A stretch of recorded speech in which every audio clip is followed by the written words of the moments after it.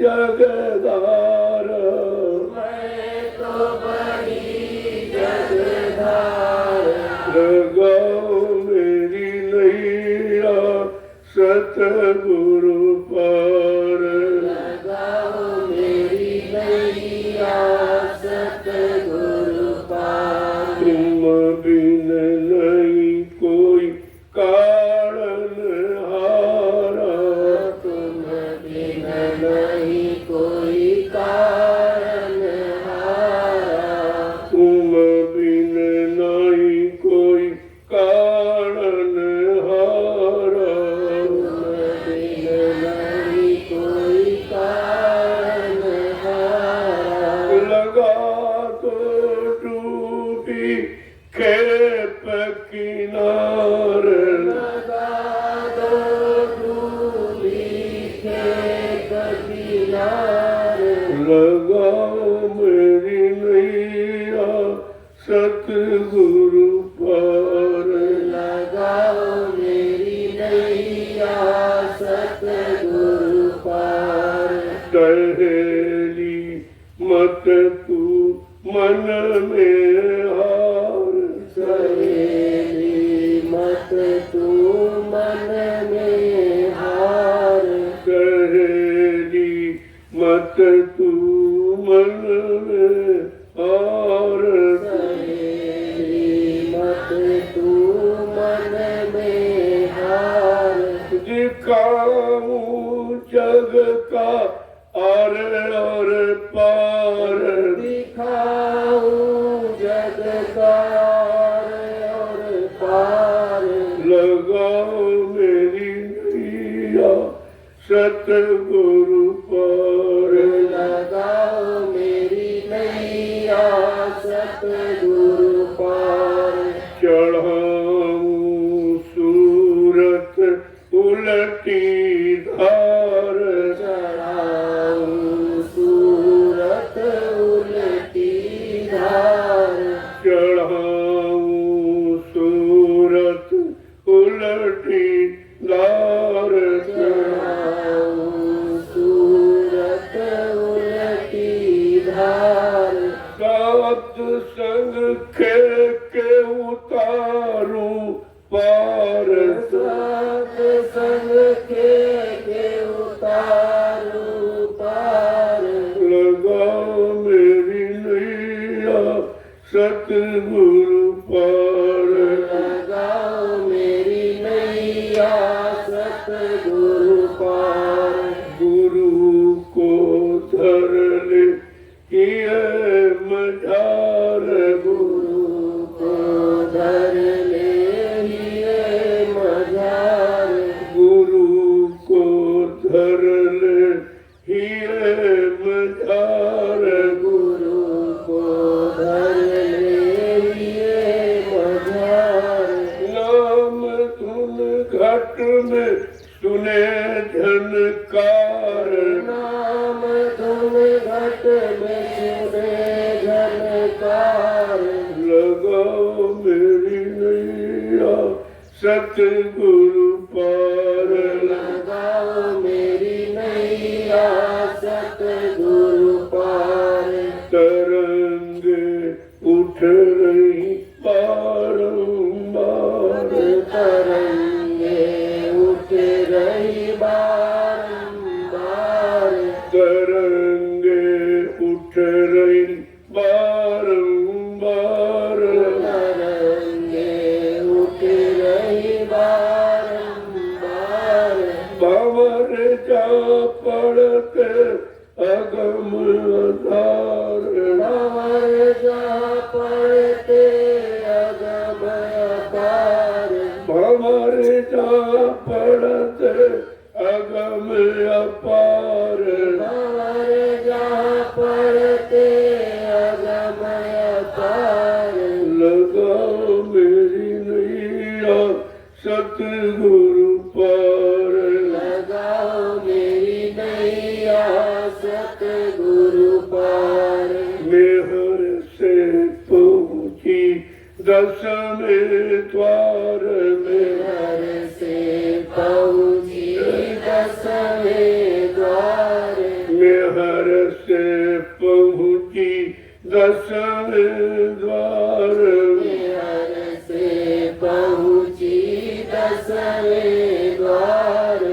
सतगुरु दीन्हा पार उतार, सतगुरु दीना पार उतार, लगाओ मेरी नैया सतगुरु पार, लगाओ मेरी नैया सतगुरु पार। मैं तो वही जगधार, मैं तो वही जगधार, लगाओ मेरी नैया सतगुरु पार, लगाओ मेरी नैया सतगुरु पार। जय गुरुदेव।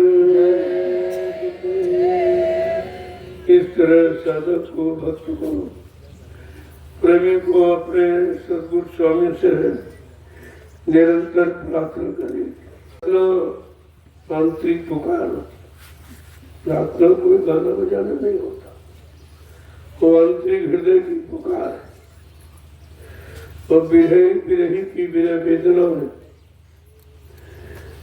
तब आपकी इस पुकार स्वीकार होती। ऐसे बाहर से करते रहो तो कुछ नहीं, जब तक अंदर में भाव नहीं तब तक भक्ति नहीं, और जब तक भक्ति नहीं तब तक शक्ति नहीं, और जब तक शक्ति नहीं तब तक मुक्ति नहीं होती। ये चीजें आपको ध्यान में रखना चाहिए।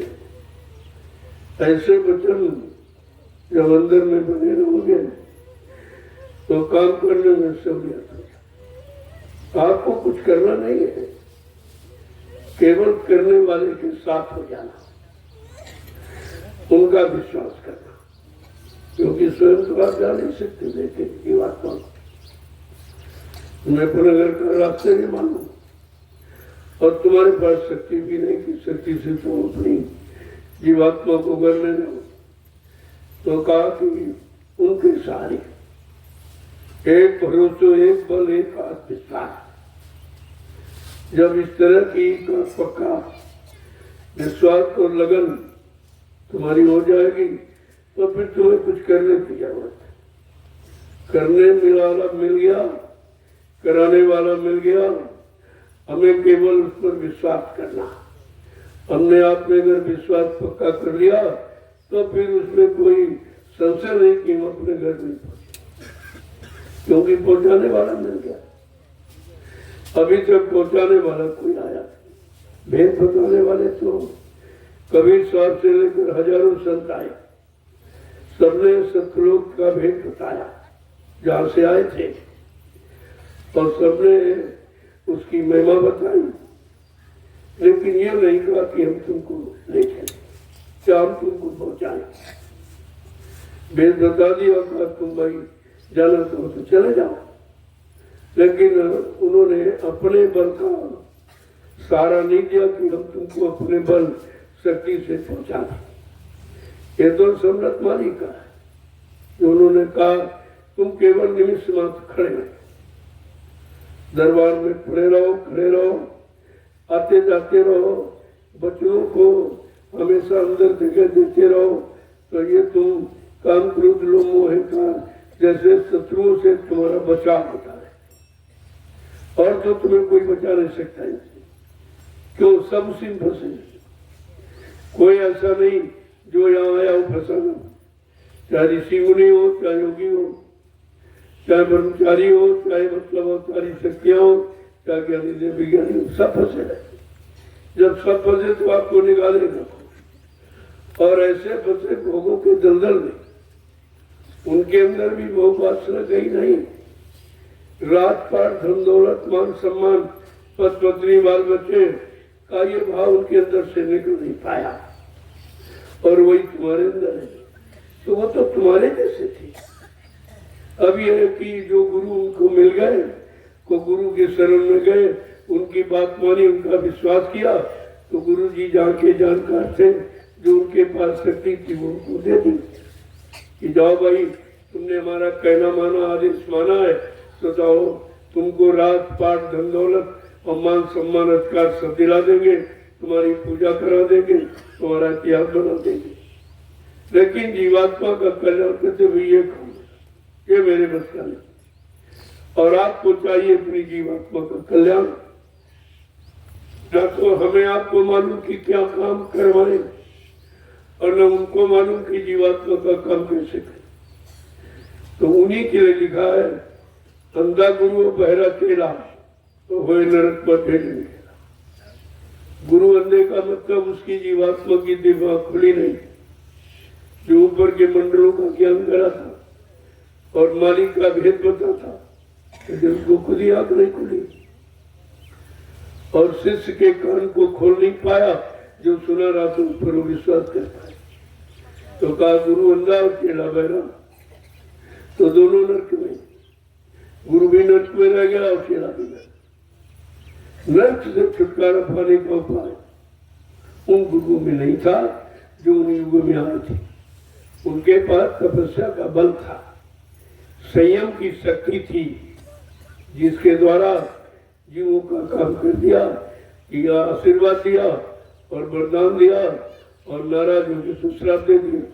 ये काम तो किया, लेकिन जीवात्मा का कल्याण किसी ने, ये रास्ता, ये अधिकार, ये बल शक्ति ताकत किसी में नहीं थी। तो हमें आपको ये प्रार्थना करनी चाहिए कि सद्गुरु हमारी ये युगों से फंसी भवसागर में नैया को पार करा। बहुत दिन हो गए फिर से फंसे, अब हमें भेद मिला है, अब हमें रास्ता मिला, विश्वास हो गया कि आपके सिवाय मेरा काम कोई नहीं कर सकता। अब हम सब जीवों पर आप दया करें कि हमको घर पहुंचा दें, क्योंकि मैं तो संसार की भोगों की धारा में निरंतर बह रहा हूं, बाहर चला जा रहा हूं, बाहर चला जा रहा हूं, कहीं किनारा मिल नहीं रहा।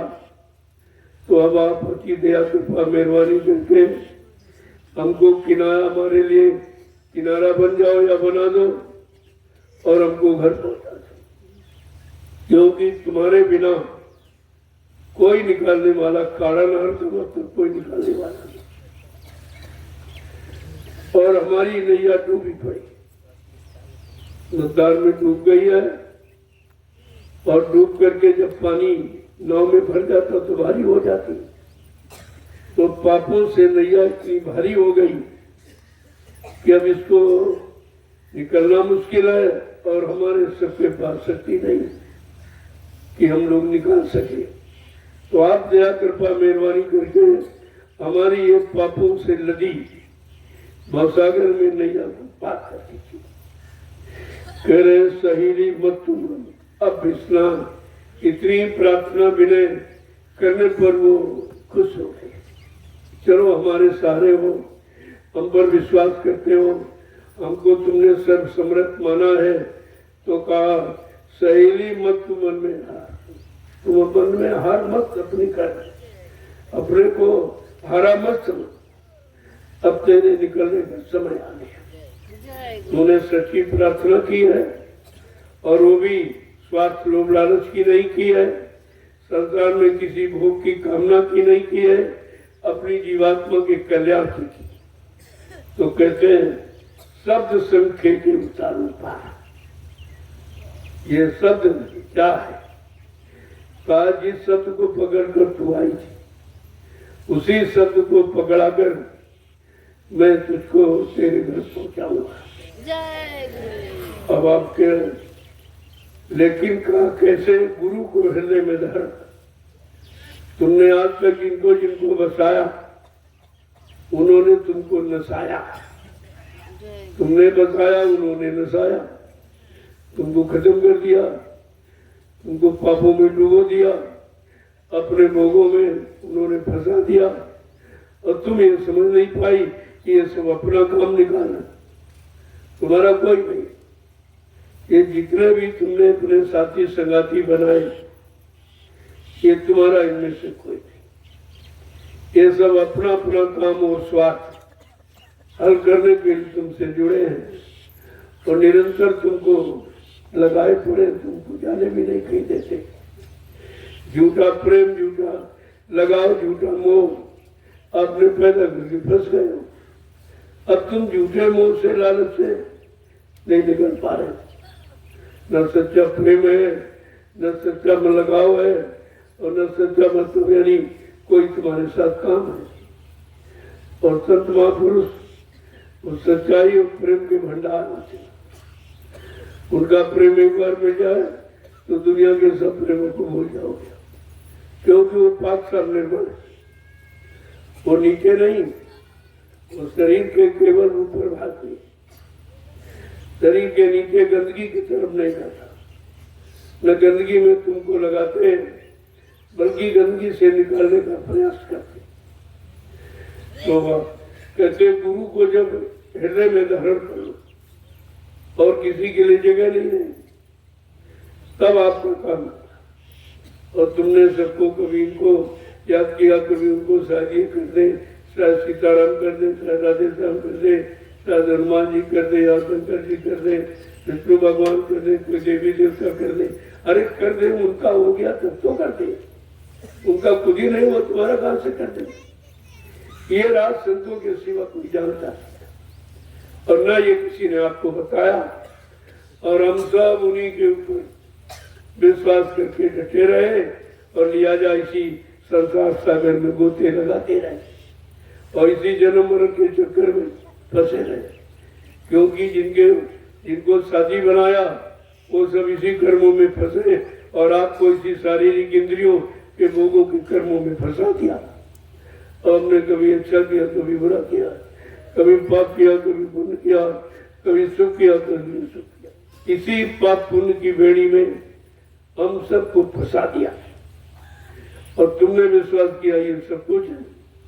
ब्रह्मा विष्णु महादेव कहते आप यही सृष्टि नियंता, यही अभियंता, यही सब कुछ है, जबकि वो बेचारे पीछे नहीं गए। अपने अपने लोक में तो सभी रह गए, जैसे आप इस मृत्युलोक में रह रहे ऐसे वो अपने अपने लोक में रह रहे। जैसे तुम यहाँ भोगों में फंसे हो तो वो वहां के भोग और सुख में और अधिकारों में फंसे पड़े। कहने का मतलब फंसे सा, तुमको तो निकालने वाला चाहिए जो स्वयं निकला हुआ अलग खड़ा, वो आपको मिल जाएगा तो तुमको निकाल देगा। फिर तुमको कुछ करना नहीं, उसी पर विश्वास करके जब रह जाओगे तो उसका फर्ज बनता, उसका भी कर्तव्य है कि भाई जी मेरे सारे हैं तो इसका चरण। आगे कह रहे हैं क्योंकि तुम्हारे अंदर तो तरंगे बढ़ रही, ऐसी भोगों की तरंगे उठती, उन्हीं में आप तरंगों में बहते रहते हो और वो पूरी होती नहीं। पूरी हो जाओ तो तुम शांत हो जाओ, वो पूरी होती नहीं और तुम उन्हीं को पूरा करने की तलाश में, उन्हीं की ख्वाहिश में ये तुम्हारा जीवन चला जा रहा, तो तुम घूम कर देखते भी नहीं। तो जीवन तो जा रहा भोगों में, और भोगों की प्यास कभी बुझती नहीं है। जितना भोग करो उतना और बढ़ेगी, और जितना और बढ़ेगी और ज्यादा करोगे और शक्ति खराब होगी। पहले खराब कर चुके हो, जो कुछ बची हो भी खराब कर, और फिर आप यहाँ से निकल नहीं सकते। तो पहले का मतलब है कि एक वचन को जब सुनोगे समझोगे कि हमारा सच्चा दाता दयालु को है, जो आज तक सृष्टि में पहली बार आया, कभी नहीं आया। ऐसी दया कृपा मेहरबानी करने के लिए कोई कभी आया नहीं। और जब तक जहाँ की जीवात्मा रहने वाली है, उस लोक मंडल मुकाम से जब तक कोई शक्ति नहीं आएगी तब तक जीवात्मा जा नहीं सकती। सत्यलोक से संत आए तो सत्यलोक से जीवों को ले गए, और सत्यलोक का आवागमन है क्योंकि वहां से भी संत महापुरुष आते जाते हैं, लेकिन वो जागी हुई सुरतें आती है, वो फंसती नहीं है फंसे जीवों को निकालने के लिए, लेकिन आती है। आवागमन वो भी है, लेकिन अनामी धाम से जब कोई शक्ति आएगी और वो पहुंचा देगी फिर आवागमन समाप्त हो जाता है, फिर यार कभी नहीं है, फिर जीवात्मा कभी नहीं है। तब कितना बड़ा काम, कितने युगों का भूला बिछड़ा, वो काम आपका पूरा होना है तो उसके लिए कुछ न कुछ तो मेहनत आपसे कराई जाएगी, कुछ न कुछ तपस्या यदि तुम्हारी शरीर में शक्ति उसके अनुसार कुछ न कुछ तपस्या करे और वो कराई जा रही, क्योंकि मृत लोक मंडल का नियम कानून है, बगैर तपस्या कराए कोई ले नहीं जा। अब वो तपस्या कैसी है? तपस्या का सच्चा तपस्या, आशाएं इच्छाएं वासनाओं को तप में जला देना, खत्म कर देना, उसको तपस्या कहती। तपस्या कोई रूप नहीं कि दाढ़ी बाल रखा लिए और नंगे उगारे हो गए और जंगल में चले गए और छिप गए, शरीर को कष्ट दे रहे हो, तकलीफ दे रहे। अरे भाई, शरीर का क्या दोष है? दोष तो मन का है, उसको कष्ट तुम दे नहीं पाए और निरंतर तुमको वहां भी पीस रहा, वहां भी तुम्हारे अंदर तरंगे उठा रहा। तो मतलब यानी कर तो नहीं पा रहे हो, लेकिन तरंगे उठा रहे। बात तो वही है, फायर तो हो ही रहा। तो फायर हो गई तो नुकसान तो हो ही रहा, भले वो कारगर न हो, लेकिन फायर आपने किया है तो आपने अपना नुकसान किया है। इस लोग आगे क्या कह रहे हैं? तरंगी उठते बारंबार, भंवर जहां पड़ते, जैसे भंवर देखिए आप नदी के अंदर एक भंवर होती, उसको है तो गांठ, वो हवा की गांठ है, लेकिन इतनी प्रबल है कि उसके अंदर जो चला जाएगा वो नीचे चला, वो फिर न निकल सकता न बच सकता। का ऐसी तुम्हारी भोगों की तरंगे भंवर की तरह यानी घूम रही है और उसे में तुम फंस के गोते लगा रहे हो और निकलने की शक्ति तुम्हारे में है नहीं। तो समझा के कह रहे हैं ये किसकी शक्ति से? जब सतगुरु दाता दयालु की मेहर कृपा उनकी दया मेहर से पहुंची 10वें द्वार। अब निकलकर 10वें द्वार में जब पहुंची तब ये समझ लो अब वो अपने घर जा सकते। अब उसके घर का रास्ता साफ हो गया और वहीं से चलना शुरुआत करेंगे। क्या ये 10वां द्वार, और वहां का भी जानकार होना चाहिए, नहीं तो 10वां द्वार के ऊपर इतने लोक मंडल अच्छे अच्छे, वहां फंस जाओ। वहां तो आगे बड़ी बड़ी अप्सराएं, इतने सुंदर शरीर, उनका चेहरा, फंस जाओगे वहां। जब यहाँ मलमूत्र गंदगी में फंसे तो वहां तो निकल ही नहीं पाओगे। तो आपको तो गुरु हमेशा चाहिए, हर मंडल मुकाम को दिखाने वाला हो और समझाने वाला और ज्ञान कराने वाला और फंसाने वाला न हो। तो हम सब तुमको ज्ञान करा देंगे, सब दिखा देंगे, लेकिन फंसने नहीं देंगे। उन्हें मालूम है कि तुम्हारा ये घर, तुम्हारा ये मंडल मुकाम नहीं है। तो देखते दिखाते तब मतलब यानी तब आपको ले जाए और अपने मंडल मुकाम में छोड़े बीच में। इसको कहते हैं पूरी दया, ये समर्थ मालिक की दया। और ये काम हो जाए फिर कुछ बाकी नहीं है। और इसी काम को करने के लिए आपकी रगड़ाई सफाई मजाई हो रही, क्योंकि गंदगी तो बहुत लादे बैठे हो। हमारे आप पर इतनी गंदगी है कि हम आप अपनी गंदगी को नहीं उठा सकते। अपनी गंदगी को उठाने के लिए हमें आपको समर्थ सहयोगी की आवश्यकता है। मिल जाए तो हमारा आपका काम हो जाए। अब हमें आपको निरंतर प्रार्थना विनय कड़ा से करनी चाहिए कि हमारी पापों की नैया पापों से लदी है, इतनी बोझा भारी हो गया। बोझा जब भारी होता तो न डूब जाता, तो वो डूब गई। बोझा के कारण इतनी डूब गई है कि हम निकल नहीं सकते। आप कृपा दया मेहरबानी करके क्यों आप नैया को लाए हो। अब आपके पास बल्ली है, नाम की बल्ली लगाकर इसको खेके पार लगा। ऐसी जब प्रार्थना विनय जब भक्त साधक पूरी करता है तब आपकी सुनाई। इसलिए वो उतना कहो जो तुम्हारे अंदर हो, जिसे कर सको।